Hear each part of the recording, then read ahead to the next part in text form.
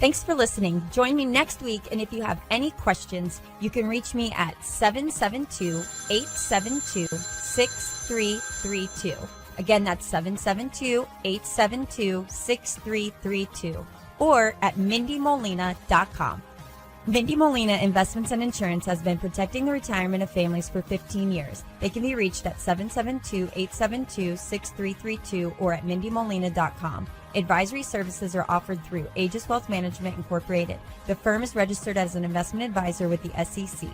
Information provided by Mindie Molina Investments and Insurance and or its affiliates are for informational purposes only and is not intended to be relied upon as a forecast, research, or investment advice, and is not a recommendation, offer, or solicitation to buy or sell any securities or to adopt any investment strategy.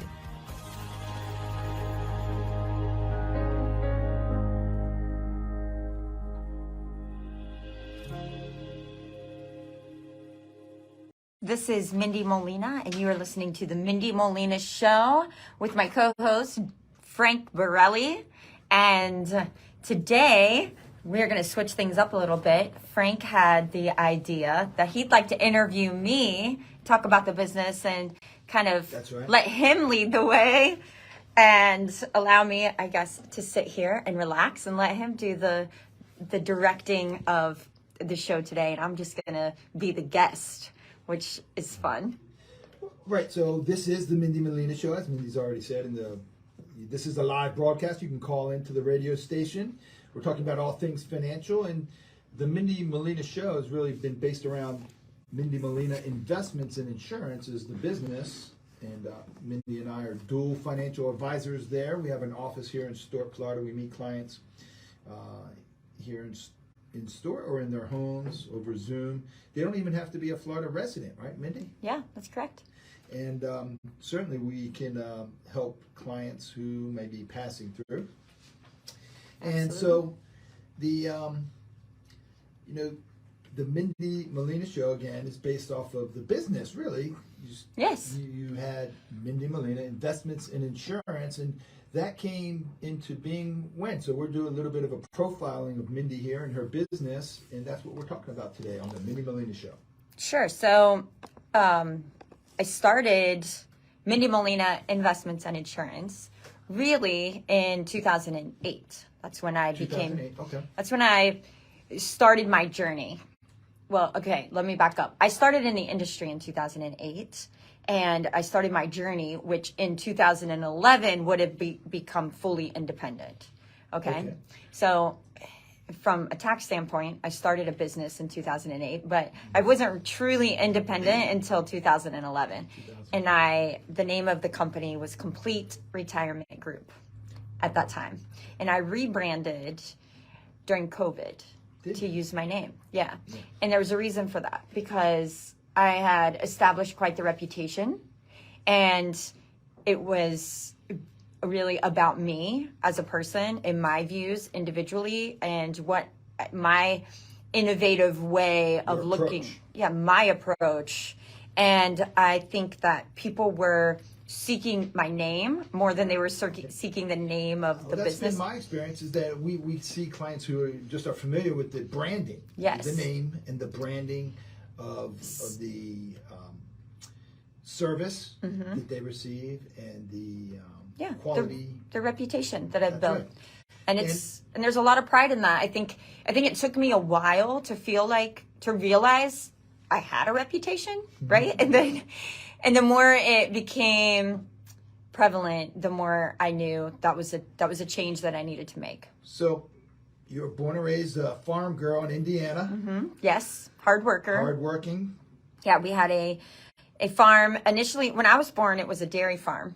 So, but then there was a really bad blizzard up north, and a lot of the cows died, unfortunately, during that time. So it was really difficult for my parents, and they were very young. My dad inherited the farm at 19 years old, essentially, and had to run everything, he and my mom.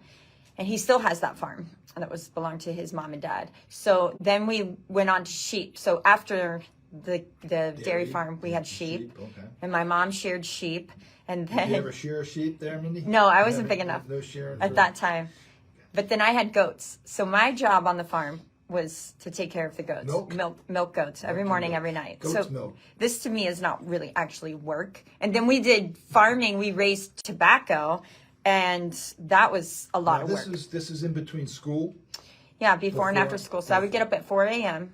I would go out to the barn alone. And I was same age as my son now in 5th grade.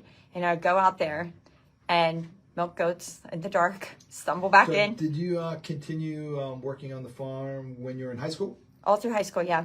And even in college a little bit. But really, once I went to college, my dad started leasing out the ground more. Kentucky, I believe you said you went? Yeah, I went to college in Kentucky.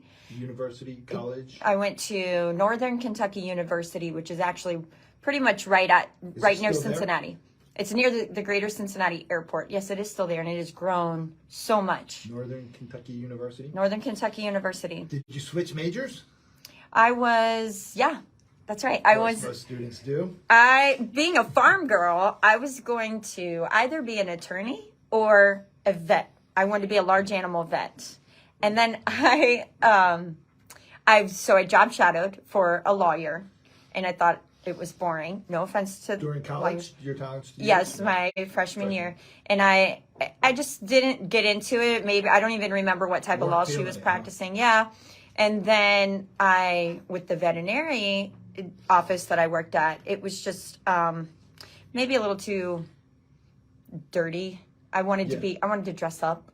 I'm like, I'd rather do something where I can dress up. So that was my life choice. I think we could both agree that a part of the journey that you've been on to become a financial advisor, dual licensed here in Stuart, Florida, has also been a part of your spiritual journey. It's like, the whole idea of having a secular life or something is completely foreign to really the Word of God. Like, we are not, like, your life is a vocation, and all of our life is to honor and glorify God. Yes. And so to think about, I go to church, and then after I go to church, it's like I'm a different person or something like that. That's not biblical Christianity. Right.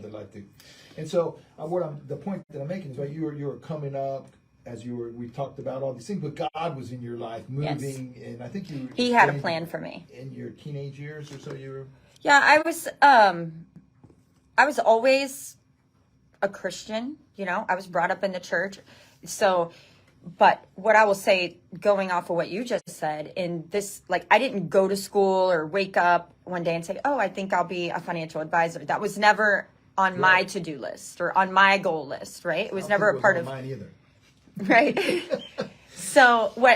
But in the moment that I did go out, I decided I'm going to be independent. I'm going to do my own thing. I'm going to create something that I think is best. And we're going to get to why. Yes. I think because you've really had shared with me some other clients. In that moment, I knew, I didn't know how, but I knew that it would be faith-based. And I got the book, Business by the Book, which is Business by the Book. Yeah, and at the end, the main message that I got from that book is that you have to serve people. And it was faith-based book? It's a faith-based book, but if you're going to run your business the way, Jesus served the people, right? So it's about that. And so that has been the underlying, I guess, mission or foundation of me starting a business. And I would say that is like the groundbreaking foundation. Like, that was the first thing I did, was read that book and get that mindset. And I've kept that mindset. I think you could attest to that. You see, when we're in the room with people, with families talking about. It's not like we push in Christ on anyone. It's how can we help them? The Lord, right. How can I serve you? How can I help you? That's right. I'm not sure I can find that. I have 1 Timothy here. Maybe while I'm talking to you, want to look for it right now? Oh, no. Go ahead. You can read it. I said I'm not sure I find the right verse. Oh. We were going to share a verse. We were going to share a verse. It was a verse that was sent to me today. I'm on a thread where I get a new verse every day, and it's always good. And the Lord speaks to me often about that. But this verse was in 1 Thessalonians. Did you find it, Frank? No, I know. I didn't find it, it's on my phone, and we're using my phone. That labor of love and keeping the faith and knowing that. And I think it was just a reminder to me that God is with me in this journey, and he wants me to keep the faith, and he wants me to continue to do this labor of love and to not lose hope over that time, because anyone who's listening who's a business owner knows there are trying times. Today, particularly because I got this verse, to what my feelings were attached to was a compliance officer sent me a nasty email about how my website needed to have this and this and this, and they just rip you apart unnecessarily. So I was a little very personal. The attack was it was like an attack. It wasn't like very professional. So I was a little aggravated. And then of course I get this verse, and it's like God just telling me, don't get tripped up. You're where you're supposed to do. You're doing the work I had planned for you. So no, I'm not an attorney. I'm not a veterinarian. I'm not a supermodel or a famous singer. I'm a financial advisor. Right. But we'll get more to the backstory on how that developed. Mindie shared a verse, and I've been reading in, I think it's related, in John 16, 17. This is all known as the Upper Room Discourse. It's one of the longest discourses of Jesus, and many would say it's for believers only in that section. And anyway, he's talking the idea where Jesus at the Last Supper, at the Lord's Supper there, takes off his outer robe and washes the disciples' feet. This was a task of a servant at the time. And he says this is an example that he came to serve the Lord of heaven, the King of glory, creator of the universe, who put on human flesh and came to this earth. This is what we believe. This is the Christian gospel, and he wants to serve us. And, he has a meek and a humble, lowly heart, he says, as well. Yes. It's just an awesome thing to think about for me. I don't know about you. It is. And we were talking earlier about about how vulnerable people feel when they sit with us in a meeting, really disclosing all their financial information, talking about things that we typically keep very private and under wraps, and everything is very secretive between you and your spouse. And now you're sitting with these two strangers and pouring your heart out and passing statements out. And I believe that our humble hearts, and not just me, but Frank as well, it really helps people feel and know comfort when they're meeting with us. Yeah, right. And that was one of the things we were trying to, I think, should accomplish today in our program, is that, look, it's a very, very difficult thing to come to terms with. Hey, maybe I should really seek some financial advice about where I'm going with my retirement planning and how that all is going to turn out. And the fact that, how much do we charge for our planning sessions? Nothing. Yeah, there's no charge for our planning sessions. We sit with clients for weeks, months at times, and we're not receiving any compensation. Usually in the first meeting, it's gathering all of the information, asking each other questions, and really then doing some homework. And by that second meeting, we've put together solid plans, solid ideas and concepts typically that are going to help you see for yourself the possibilities. And that's where I enjoy things the most. And this is what we do. I mean, it's not, the tools that we use are not that different for the clients, right? They're, insurance products, they're investment products, they're, income plans, expense plans. Right. But it's not something that you can go and get somewhere else. Why is it when people come and sit with us that they seem so shocked, like, wow? Right, because they just haven't made or taken the time, or no one else has sat down with them and really laid out that experience the way that we do it. It makes it very easy to understand, but also it's the only way that you can do what we do is to have a business structure like I've built. Right. We're going to talk about that structure, so folks will understand. Now, so should we open in prayer? Would you like to pray, or would you like me to pray? You go ahead. Okay.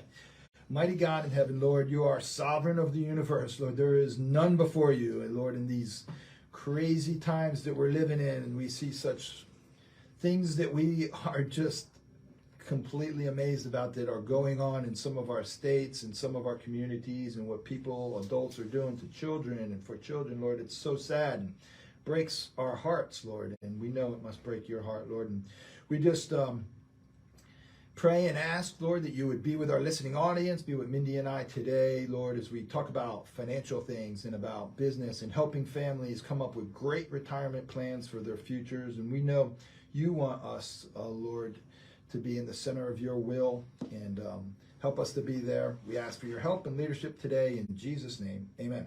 Amen. Okay, so you went off to college in Kentucky. Did you, didn't end up being a vet, didn't end up being a lawyer. No. And so you got, what's your degree in? Marketing and finance. Marketing and finance. Okay, and so you took your first job, was in the financial industry coming out of college? HSBC. My first job out of college was HSBC Bank, household finance, and then I was promoted in the Cincinnati area, and then was relocated to Lexington, Kentucky, where like home loans, or bank loans, or household finance. Yes. So this was part of the the subprime lending bubble that happened. Yeah. So as, I don't know, 24, 20, young 20 girl in her 20s, I was managing this branch, and we did take it from 30 million to 60 million when I left. And it was I was the district manager. I was in line to be promoted as regional manager, but I needed to go to more like Pittsburgh area. And I was also running their insurance side for my territory, and a training and hiring manager. So I had all of these So you had a big financial labels. By 26, I was really well decorated in the corporate world. However, my common sense, mathematic mind that I have told me this is not right. This is not making sense. You shouldn't be a person in subprime lending. Right. A family should not be consolidating credit card debt every year or two in the amounts of $20,000, $30,000, and then rolling it into the equity of their double wide trailer, thinking that it's never going to end. There was going to be this idea of this balloon kind of pop bubble, as they called it. You certainly got to experience that firsthand, right? Yes, I did. So this is a live program. You're listening to the Mindie Molina Show. You can call into the radio station and ask any questions, or tell us a story about anything financial you'd like to share. 772-221-1100, 772-221-1100, and you can find Mindie Molina Investments and Insurance. That's the business that we're in, dual licensed at mindiemolina.com. Yes. So, HSBC running a bank manager? No, HSBC owned the department that I was in. Department, okay. So, department lead manager. But during 2008, so when I came to Florida in 2007, I was headhunted by a company here, and they hired me away from that company. And one of the reasons I took that position, one, Florida sounded a lot better than Pittsburgh, but two, this is right before the burst. Yes, it was right before the burst, and I felt like I was running from what I thought was going to be a problem, and I was right. The only unfortunate thing was that I thought Florida would be a safe space, which it was, and it brought me into ultimately the life I'm living now. But it was not good. I think Kentucky, Michigan, Florida were probably some of the hardest hit states in terms of real estate and finance for mortgages and so on. So right away, I started looking for a new industry to go into. And that led you? And that led me to, at that time in 2008, my grandmother was diagnosed with cancer, and her and I were very, very close. And she needed long-term care. She needed a lot of obvious big medical bills, but she had Medicare and a Medicare supplement, which I learned a lot about that year. I learned a lot about long-term care and Medicare and what it means to care for somebody that you love. And then also the heartache that goes along with that. So it was a really big year for me. And when I came to Bankers Life and Casualty, this is what they specialized in. So it was kind of like God was setting me up. Right after I had went through this experience, my grandmother passed away in April. In September, I was licensed and ready to move into that industry that I was a little bit experienced with. I just had firsthand experience. Yeah. And the other reason was I've always loved finances. I've always been in the financial sector. And I think it's been amazing, the journey that God's taken me on, because I've had experience in so many different facets of a whole financial walk. I was even in college, I worked for car dealers running the desk, the finance for that. So from lending, from buying cars, and knowing the emotional experience and how people get taken advantage of. Right. And then also in the mortgage industry, how people get taken advantage of, how people can get themselves into trouble, budgeting, understanding all of that. It's just what I do. I really appreciate about our slow process with clients. You know, it's never a sell, never about the sale. Or I just don't think a person calls themselves a financial advisor if you're not there to give advice, and instead you're there to sell financial products. So I'm against that. So you in 2008, you're selling Medicare here in Florida. I was, Helping yes, clients, I got licensed to helping be. elderly people getting ready to turn 65 with coming up with a Medicare Advantage plan, or Yeah, I did offer Medicare, but I would say I became more of a long-term care specialist with Medicare, and then helping families plan for, that was kind of a transition that I gravitated more towards than just Medicare. Medicare is very transactional. It's easy. Yeah. But I would always go deeper in relationship with my clients and help them with all of these other things, including their investment planning. Even though at that time I was not technically a financial advisor, they were asking me for help. Right. So that was my first experience, was really helping my clients with their investments that were coming in. Navigate a difficult insurance world. And then why? Because their financial advisor wouldn't answer the phone, or would constantly just tell them, you're fine. Yeah, and obviously. We were 1 quarter off of it being another depression. It's called the Great Recession, right? We were just almost it was a difficult time. Where markets are down 30 and 40%, and people are losing huge portions of their portfolios, and you're sitting with these clients. This is how. Right, and they were going through very, very difficult times, and it was for someone who has a bleeding heart like me to go into a home and just compassionate heart. Isn't that a saying? Yeah. A bleeding heart. Bleeding heart. No, if you have a heart for people like I do, and you do want to serve, you're not going to just walk away and leave these people stressed beyond belief and not knowing who to turn to. I'm way more vibrant, have way more energy and tenacity than someone more than likely in their 70s trying to deal with these burdens. So some of the frustration, you're seeing frustrations in the industry while you're sitting. You had some frustrations. Through the eyes and the perception of the actual clients. Right. And some of those frustrations would be lack of product diversity. Yeah, it was just more like customer care, really. You know, at the end of the day, the market's going to do what the market's going to do. The lack of planning, that proper planning, and the lack of compassion and actual, you know, in 2008, when times are really bad, that's not the time to not answer your phone, right? That's not the time to ignore people, because a simple phone call that would say, Frank, it's going to be okay. This too shall pass. We're going to get through this together. Gives people peace. Right. But to not answer, so it's very tough.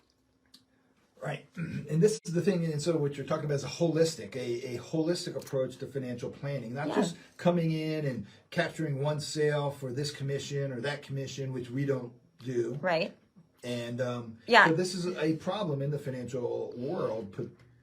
I started to identify areas that needed, I started to create my own strategy unknowingly. Right. So just out of helping other people that maybe had Medicare business with me, or maybe they had long-term care insurance policies with me, or life insurance, whatever I was helping them with through Bankers Life and Casualty, my business started to evolve into other things, because they knew they could trust me or count on me to help them, the clients, these you know, people who are my clients now. So those relationships and started to develop, and it wasn't long that I realized, you know, I needed to be able to do more for them. But what I was doing was trying to manage it through their current financial advisor, because it wasn't an industry I wanted to be involved in. I didn't want to sell securities to make money. That's not what I wanted to do. Right. And so at this time you had the 215 in Florida, the 215 health life Yes. annuity license? So the insurance license. And then and I decided, because of a particular case that I was helping a lady with, she was going to run out of money. It was simple math, Frank. It's like, this is how much you have in expenses. This is how much money you have. Mm-hmm. This is how much you're spending every month. And I'm watching your account value go down, and my client too. Well, what can we do about it? Here's a list of questions. Go in, sit with your advisor, ask them all of these things. And so the response was, you're going to be fine. Once this account drains, we're going to start using this account. That was literally the strategy. The strategy, okay. And I'm like, that's insane. Couldn't have possibly said that.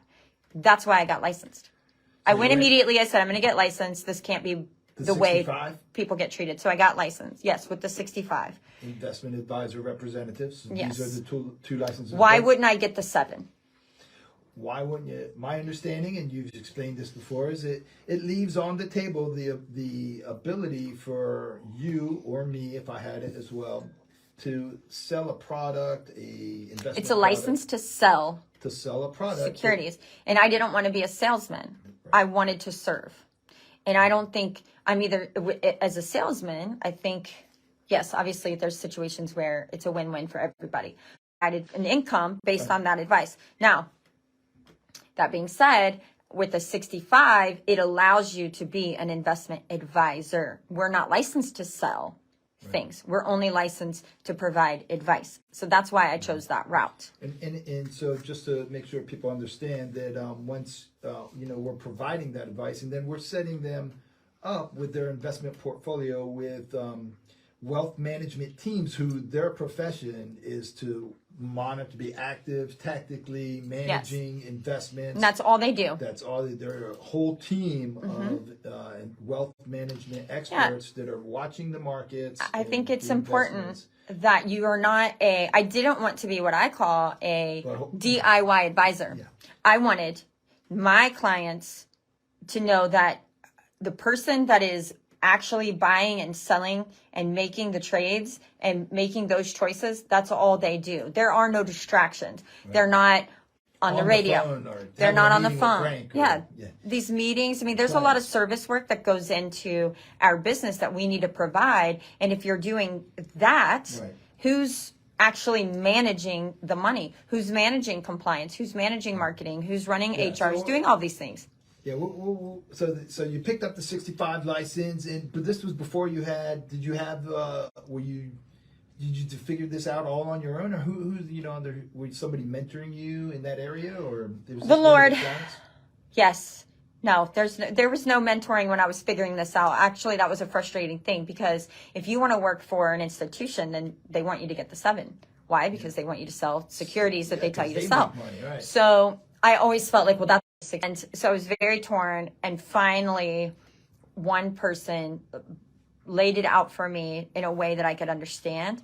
And at the end of the day, the decision was, do you want to make the most money, or do you want to build the business that you think is right? And I chose build the business that I think is right. Right. So and this the money will come come with the term fiduciary. Yes. Especially. But I think that word gets used way too much. People don't. People shouldn't be able to call themselves a fiduciary. A lot of people, if the fiduciary standard was Mindie's standard of a fiduciary, there would be a lot of people that would not be allowed to call themselves a fiduciary. Right. So simply stated, though, right, in the client's best interest, we only do what's that's a very simple definition, yes. Right? Some people are held under a suitability. It's like, well, was it suitable? Sure.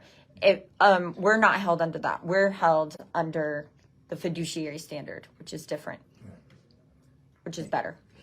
So you did a lot of research, spoke to some folks, figured out you needed this 65 license while you were still with the 215. And so I got my 65 when while I was pregnant with my son. And you were working with clients that you were seeing their nest eggs deteriorating, getting. They were all waiting on the sidelines from a financial advisor. My clients supported my endeavor. They were, as soon as you're licensed and set up, we're moving all of our assets to you. Awesome. So if it hadn't been for them, I don't know if I would have taken that leap. But, you know, like I said, it was God's plan, because how many advisors can say that? So I had this really team of people backing me, believing in me, and saying, do this. I understand the situation. You might have gotten a little bit of trouble with the people who had, because your appointments were lasting so long. Right. Because you were really getting to know your clients and really trying to figure out how to help them. And that's how building a relationship. That's when I think, so I did have one client who was in the industry on the insurance side, and he coached me a little bit and really encouraged me, and was, I would definitely call him a mentor, and for sure a confidence help. Like, he helped me believe in me and what I could do, and he was right. So I think the model that I could put together, I think so you created the business, and the business today is Mindie Molina Investments in Insurance, and you're listening to the Mindie Molina Show. It's a live broadcast here on WCNO. You're listening to us. You can call in with questions or stories you'd like to share about anything financial at 772-221-1100, 772-221-1100. You can book appointments with Mindie and I at mindiemolina.com. You can do some research and find us at mindiemolina.com, YouTube, Twitter, and on WCNO. Listen to some of our broadcasts there from YouTube. All our consultations with clients are absolutely free. And so talking about this business model and how Mindie got started in the financial industry as a dual licensed financial advisor. And Mindie, you know, you've mentioned to me before that you know quite a few of the other financial advisors in town. How many of them are you aware of around here that are dual licensed? Ooh, I'm trying to think of one. Okay. I mean, I'm sure there are. Not that many. I'm sure there are. Like, as soon as I say, I don't know. Yeah, you don't question. I'll get that phone call, but that's okay. So I want to talk about the model, and you know, I thought of myself as a pretty savvy investor, and stored pretty. What I liked was the downside protection in markets, trending analysis, where I heard you talk about that, and I thought it was a really good idea, where you can have a portfolio be protected on the downside risk from these wealth managers, these experts that are looking at the trends and pulling you out, and then, you know, getting you back in as it comes about. I was like, man, you know, then I wouldn't have to do that, you know, right. Try to figure that out, because that's, and it wouldn't be, when you do it, it's based on emotion or news or information, and this trending analysis is all mathematical, right. And you know that I love math. So that's why you came and sat and met my wife and I, and you know, we did move some of our assets to you know, this type of strategy, yep. And you know, that she had the dual license, and I thought that was very interesting. So I think independent fiduciary financial advisor dual license, and that's the business. That's really what we're doing, if I understand correctly, right? Independent fiduciary financial advisor dual license, but each of those words really mean something. No, they pack a big punch. Right, independent. Let's talk about that. So we're completely independent. There is no. The reason I wanted to be independent is because this is the way for me to work for my clients and not an institution. So at the end of the day, who's my boss? Who bosses me? Mindie. No. Jesus? Well, yes, but think about it. The only person that can fire me is the client. It's my client. Yes, okay. Okay? Right, yes. And if I don't make them happy and put their needs first and serve them, then that's how I lose my job. There's no manager, no bank president. With an institution, you have sales goals, you have Monday meetings, you have propaganda, you've got red tape, you have all of these things coming down the pipe. Independent. That you are held accountable to. Yeah. So whether your client needs it or not, you may have to push it. You may have to make that call. And I just don't want, that's not what being an advisor to me, it wouldn't be worth it. I'd rather just be in a different industry. And I really appreciate that as well. This is, you know, these are some of the reasons why, you know, I've been being mentored by Mindie in the financial industry. I was a military professional. I did 30 years in the United States military. I was an aviator. And I can't believe you're still around. Still learning, no, I working know. with you. Yeah. So she's been learning the business, and just the model of really helping folks, and it's very rewarding. And I appreciate her efforts. I appreciate her business and her patience. And we really feel like we're, I think, turning the corners and been helping quite a few folks. And it's very rewarding to sit with these folks. And this is why I thought it would be important to share with our listening audience, what it's like to come sit with us. Yeah. And so this is, we're talking about independent. And then fiduciary we covered, right? That word, but it's an important word. And we share these words when we sit with our clients as well. Right. And you're probably going to go into fee only and fiduciary fee only. One of the things why those two, I can almost combine them in this explanation, is that being a fiduciary means that we need to be on your side. There shouldn't be a conflict of interest where we can make money even when you're losing money. And so we've done everything we can to eliminate that possibility by this fee only structure, saying that under our management side, investment side, we don't collect commissions on any of the investments that we are recommending. Rather, we just have a fee, and that fee is the same no matter what investments you're in. But at the end of the day, if it's a percentage of your overall account value, if your account value blows up and doubles, well, so did our income. But if there's a market crash and we don't get you out in time and now it's cut in half, so is our income. We feel the wins together, we feel the losses together. And that's what I think being a fiduciary is in conjunction with being fee only. Right, that's the, and then, so the other words were financial advisor, which this is what we're talking about, of course, that's the whole subject, but dual license. And so you talked about the 65 license on the investment side, that's fee only. But on the insurance side, we offer the array of the insurance industry. Yep. And that works differently as far as the client and fees. So why do we need to have? Is it a requirement for me that you're duly licensed? Because when a client comes in, when we're talking about the retirement space, we just had this happen. A lady comes in, she's retiring from FP&L. FP&L, yes. They're offering her a pension. Yep. And it's a great pension, or she can take the lump sum, actual cash value of that. Mm-hmm. And so that pension, if she selects the pension, and just for round numbers, okay, let's say that pension is $1,000 a month and the cash value is $200,000. So she has an option. She can take that $1,000 a month and get that for the rest of her life with no cash value, or she can take the $200,000 and spend it as she sees fit.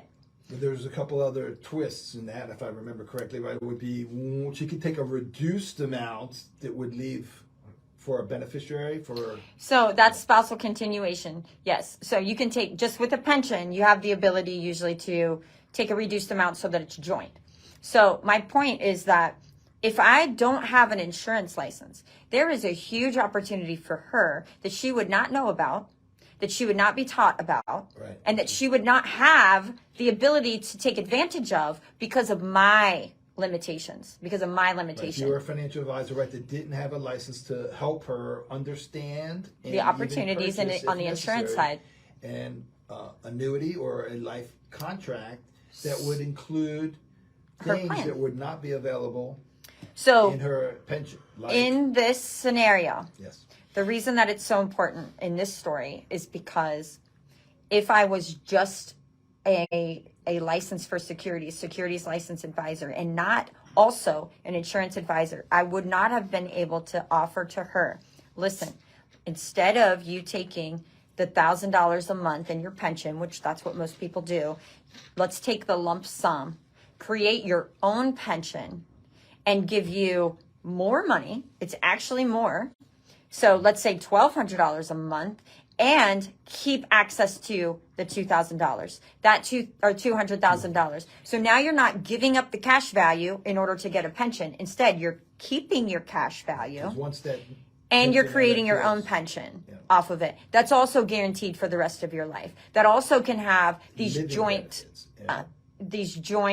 options for the income for your spouse as well. And as Frank is saying, living benefits. Not only would you still get a higher monthly guaranteed lifetime income, possibly, but that would also double in the event that you need long-term care. Now, with some specific products. Common sense. You don't have to be a financial guru to know that's a better deal. I can get definitely more benefits, more money. However, the sad thing is that the majority or a large part, I don't know statistically, but a lot of financial advisors will never even have that discussion because they probably don't even know it's an option because they know nothing about insurance. Right, and annuities. Products, they just know annuities are bad. Yeah, there's some other, but so if you're in the listening audience and you have a Florida FRS, these are same deal. Help folks that are in FRS. Right, or police officers, teachers. A lot of people that work for big corporations that offer a pension, you need to know about this option. And by the way, you need to work with an advisor that's duly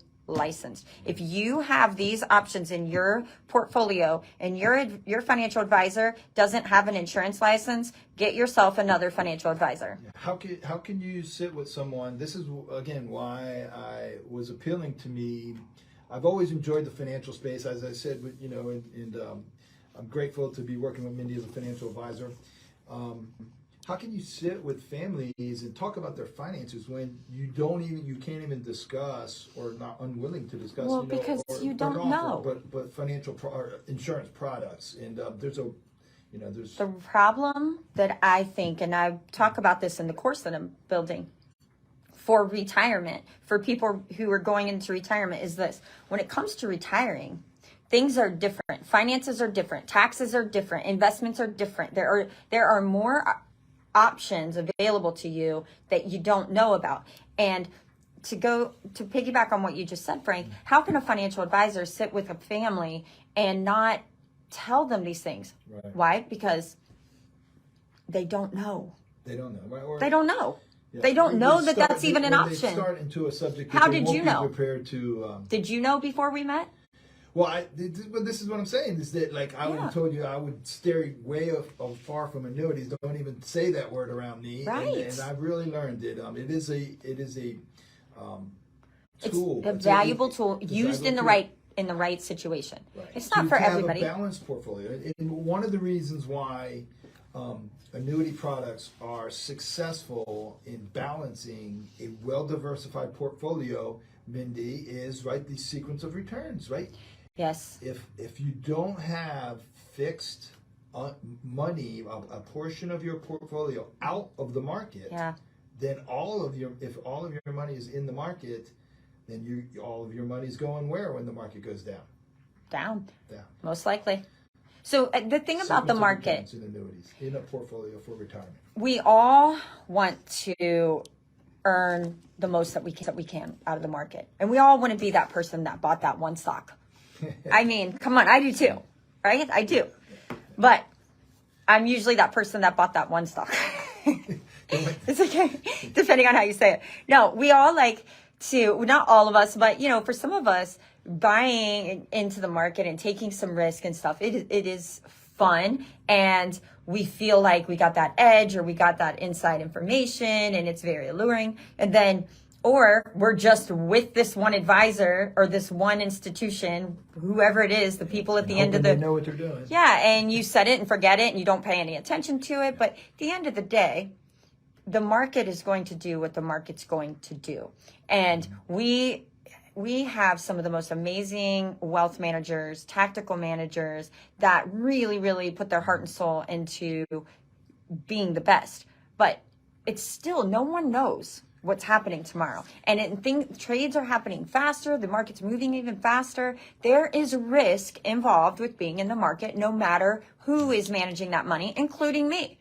And if you don't have the right, what sets my practice apart is that I don't just focus on the market because I understand that I'm not the best. I'm not capable of doing miraculous things. The Lord is. But at the end of the day, there's only so much risk that a person should take when they're in retirement. And we have to allocate the money in a strategy in a way to protect from sequence of risk or sequence of return, market downturns, healthcare, taxes, these 401ks, you have these big tax liens on them. Okay, but let's focus on sequence of returns because this is a real game changer for people that we rarely hear about.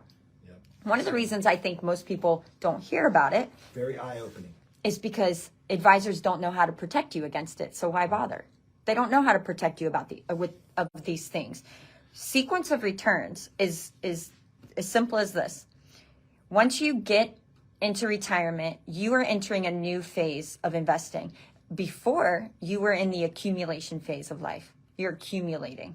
Yep. You're saving. You're building that nest egg. Now you're moving into the distribution phase of life. Now you're taking money from it. Instead of contributing to these accounts and adding money to those accounts, now you are being forced to take money from them. Why? Because you are not going to have a job, but the lights still have to come on. You're still going to want Wi-Fi or gas or food and all these other things. Your expenses. Your expenses are not going away, even though your paycheck is. So if we rely solely on the market and the market goes down, especially in those early years of retirement, what can happen is once you retire, if you retired in 2013, good for you. The market worked in your favor. If you retired in 2006, I'm very sorry, you may have had to go back to work because of sequence of returns. If you were withdrawing and what happened is if you, in 2008, you had to sell securities at an all-time low. And in order to meet your income needs, you had to sell much more of the securities. Percentage, right? So your percentage is higher. You're just at a smaller liquidating amount. Yes. Multitudes of funds or stocks because you have to still pay your bills. And then when the market came back, you had sold off a lot of your positions at a very low price, and so now that didn't come back to what it was. Right, and this is where insurance companies provide these personal pensions. It's called an annuity, and they guarantee returns, right? So what we do, one of the strategies that we use to offset that is what I like to say is, you want to shore up your income. So let's say you have a $4 million portfolio, and out of that $4 million, it's going to take $1 million to allocate toward providing you an income for the rest of your life. So now you have that income. And no matter what happens in the market, your income is safe. It's not affected by the market because you have separated the portion of your overall portfolio that you need in order to shore up your income. Shoring up your Guarantee it for the rest of your life, which means not putting all your eggs in one basket. It's not putting all of your eggs in one basket. It's saying, hey, I don't want my income to be based on how the market performs, because if the market is down 1 year, I don't want to touch it. The best thing that you can do if the market is down is buy more. But if you can't do that, leave it alone and let it come back. Okay. But if you start liquidating and selling off when it's really low because you have to have income, that's how your retirement plan can blow up. That's why we shore up the income. So what Frank is talking about is shoring up the income, creating your own pension where you still have access to the cash value. And that paycheck is coming in every single month for the rest of your life, along with your Social Security. And as long as you keep getting those checks, you're golden. The money keeps coming in. And meanwhile, you can take more chances with your investments because your lifestyle is not attached to them. These products, these annuities also have the long-term care benefits that we mentioned earlier, but there's living benefits in these annuity, in some of the annuity products when they're designed correctly, and you shop the markets. We shop the markets. We're not tied to any. We're shopping the markets for the very best companies at the very best rates with the very best benefits. Yes. So one thing I want to interject here is that if I worked for such and such institution or this institution or that institution, and I've interviewed at some of these places, names that you all know, is that you can't do what I just talked about. You can't offer it. Right. So that's why I have the strategy that I have. That is what sets us apart. This is a process and a planning strategy that you're going to have a very difficult time finding anywhere else. Right. So in this model that you've created, and we're talking about this distribution plan in retirement and making a safety net for them so that their portfolio is diversified, not putting all their eggs in one basket. Right. And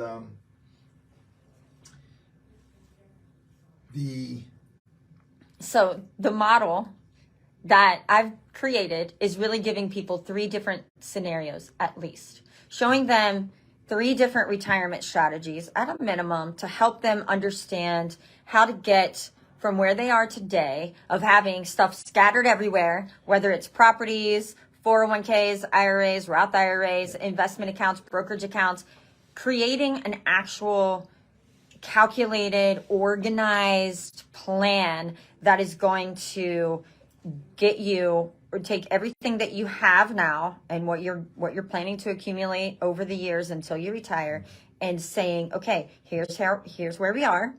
Here's what we're going to do with it in order to help you retire on this date. Which we include, in this analysis, and what we're using to help our clients is we illustrate to them using proprietary retirement software, right? They can include our retirement analyzer, it's called. And the Social Security benefit, which we've spent a lot of time talking about the last couple of episodes. Yes. But that's an important factor in it's a the huge retirement factor. planning, and because one of the good things about the Social Security benefit, which many portions of most folks' portfolios don't do, is they inflate. Social Security will have inflation protections. And a big one this past year because there hadn't been much inflation adjustments in Social Security in the past because inflation was so under control when the interest rates were at 0. Mm-hmm. Yes, and so Social Security is a big part of when to take it, when to retire. And this is what we've sat with clients and helped them realize. People are thinking about, they need to wait till they get their max, but if we help them really crunch the numbers to really look at the quality of life, and do they really have to work 3 or 4 or 5 more years, when if they crunch the numbers and we look at it, that potentially they can retire and at you an know earlier what, age. Frank, there's so many software tools out there, and there's a reason why I choose to use the retirement analyzer. And I don't think it's as flashy as some of them that I've seen, but the one thing that I love about it is that the visual of seeing how your numbers play out is that it's a very, very clear, simple understanding. Illustration. And people that have worked with me know I like my clients to understand what's going on. I don't like smoking mirrors and confusion and just trust me, this will be fine. That's not my way. I want them to have a clear understanding. So for me, I want to use tools like Retirement Analyzer that is going to help them understand what is going on and why and how. Why are we going to do this? Because this is how we are going to retire. What would happen if I retired at 62? Let me show you. What would happen if I retired at 67? Let me show you. What if I retired and he doesn't? Let me show you. It becomes so easy, right? And this is what we illustrate to our clients. And it is it's a great tool. It is a great tool. And I've been using that tool since 2009. Yeah. And I've been introduced to a lot of different programs. It's effective. It's effective. And the reason I use it is not because of me. I can figure this stuff out on a steno pad or piece of paper. Yeah. But for my clients, this really brings it home for them, and it helps them feel in control finally. Yeah. Peace of mind. You tell me what it's like. Let me reverse the role here. Let me ask you a question. When we are sitting with people, and we go through and they see their plan coming together and you see it click, they're like, I get it, right? How, I think emotionally, how would you explain their feelings? Like you've seen it multiple times. Multiple clients where they have just such a relief, peace. They're grateful. We help explain it in terms too that they can understand. Make sure that they understand what it is we're explaining, and it does. It really does. Has there ever been a time when someone was overwhelmed or it was too complicated for them to comprehend? Well, I think there was one meeting where we gave so much information, then they came back another time we re-explained and everything clicked for them at the second meeting. The second, The biggest thing is that it's not so complex that the average person can't understand it. You don't have to be a financial expert to understand the planning that we do for you. We make sure we take the complexity out, make it simple, make sure you understand. So yeah, a couple things as we're getting close to wrapping up the program here in a few minutes or so. One is to talk about, since we mentioned that we're independent, not a big box, but we do have a lot of people behind the scenes that are making sure that the products and services that we're providing to our There's clients. a corporate structure for sure. Speak to that. Yes. So, in this industry, it's highly regulated. You can't, although there are people out there that have not been legal and not done the right thing. So for certain, checking whether it's for me or any advisor that you're working with, you always want to do your due diligence on that person, because there are a lot of people that are fake, that just lie or dishonest, right? I look up our license. Yeah. So the way that we're licensed and then structured is that we're independent through an RIA called Aegis Wealth Management. So everything that we do, our back office is through Aegis Wealth Management on the investment side. So on the investment side, any of the money that we have in the market is regulated through that umbrella of Aegis. And that's what they do. They handle all the compliance, they handle the SEC, they handle all the trading. We use Geo Wealth as a platform. Charles Schwab is our custodian, which means that your money is not housed at our firm. Why? Because that's how Madoff, we don't take custody of money. That's how Bernie Madoff made off with the money, because he didn't have a custodian. So your money is held at Charles Schwab, and then you're giving our team through Aegis Wealth Management permission to make trades on your behalf, but they don't actually have access to withdrawing the money. The reason you want a custodian is because at any time you can call the custodian, Charles Schwab, and fire your managers. That's just, you could fire us, right? So you want that ability. And yeah, there's a huge regulation, huge corporate structure behind our firm. And so I think just wrapping up too. So we talked about a little bit about that back office. Then, helping clients know that they can feel free to come and share with us, and there's no pressure at all for sales. And then, if I pray every day for my business. My prayer is that God will send the people that need me, and keep everyone else at home. So I love what I do. And I'm very passionate about what God has given to me. And I have my faith. My faith is in the Lord. I don't need to pressure people. I don't need to be a salesman. I don't need to feel worried about the money. And I think that comes through in the room with me. People know that they're free to work with me if they so choose. Right, and our office is the end of Monterey on Ocean Boulevard, the 4-story Seacoast building. Yes. Yeah, we're in Stewart. We can meet you online or over the phone, and we can certainly come to visit you as well. So this is the Mindie Molina Show. Thank you, Frank, for the interview. And remember, God loves you, and there's nothing anyone can do about it. I was like, oh boy, do we have 20 more seconds? No. Good job. Oh.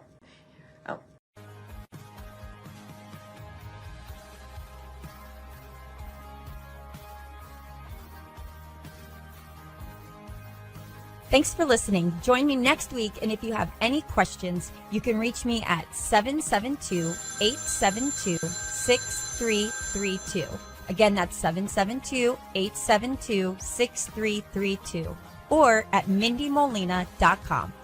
Mindie Molina Investments and Insurance has been protecting the retirement of families for 15 years. They can be reached at 772-872-6332 or at MindieMolina.com. Advisory services are offered through Aegis Wealth Management Incorporated. The firm is registered as an investment advisor with the SEC. Information provided by Mindie Molina Investments and Insurance and/or its affiliates are for informational purposes only and is not intended to be relied upon as a forecast, research, or investment advice, and is not a recommendation, offer, or solicitation to buy or sell any securities or to adopt any investment strategy.